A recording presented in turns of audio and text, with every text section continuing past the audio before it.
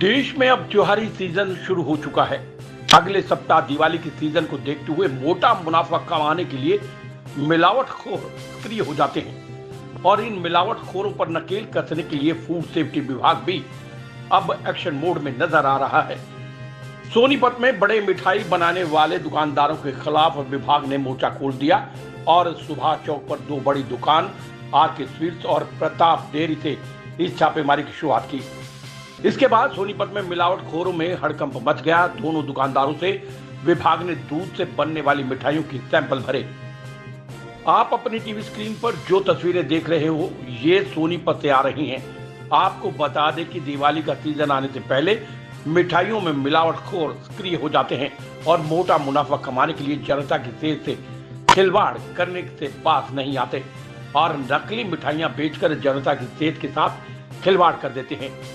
जनता की सेहत के साथ कोई खिलवाड़ ना हो, इसके लिए सोनीपत फूड सेफ्टी विभाग ने ताबड़तोड़ छापेमारी शुरू कर दी और इसकी शुरुआत शहर की दो बड़ी मिठाई की दुकान आरके स्वीट्स और प्रताप डेयरी से की और यहां से दूध से बनने वाली मिठाइयों के सैंपल भरे।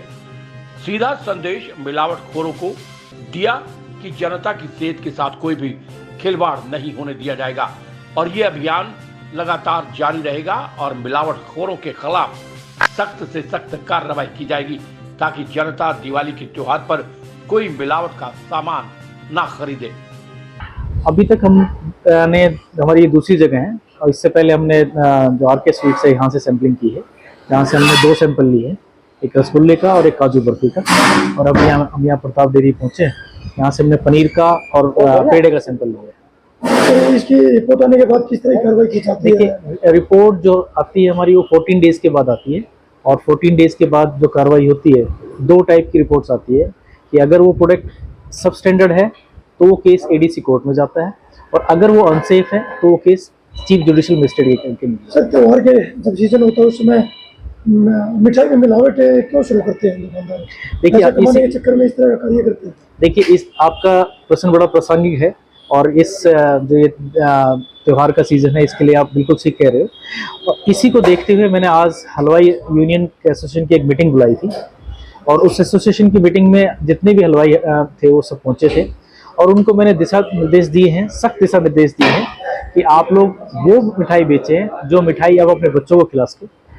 उन्होंने मुझे आश्वस्त किया है कि जी हम जो हमारी जितनी प्रतिष्ठित दुकान है अपनी प्रतिष्ठा को ध्यान में रखते हुए हम मिलावट नहीं करेंगे और अगर हम करते हुए पकड़े जाएं तो हमारे खिलाफ कोई भी कानूनी कार्रवाई कर सकते हो। सर, प्रदेश की जनता को क्या संदेश देना चाहोगे मिठाई के खिलाफ?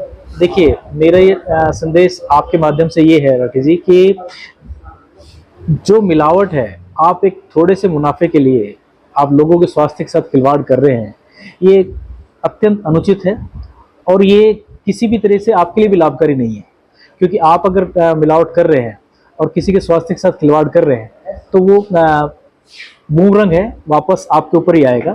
आपसे अनुरोध है कि आप जो है आपके माध्यम से भी अनुरोध है कि आप जो भी ये देख रहे हैं आपका चैनल, जो भी आपका जो देख रहे हैं, उनसे मेरा अनुरोध है कि आप प्रतिष्ठित दुकान से ही आप अपना मिठाइयाँ ले घर के लिए और ध्यान रखें कि क्योंकि जो प्रतिष्ठित दुकान है वो अपनी थोड़ी प्रतिष्ठा का ध्यान रखती है, उनको अपनी रेपुटेशन का डर रहता है। लेकिन कई बार क्या होता है कि आप ऐसी दुकान से ले लेते हैं जहाँ पे का कोई लेना देना ही नहीं होता, उस गुणवत्ता के हिसाब से कुछ नहीं होता, उनके पास लाइसेंस नहीं होता।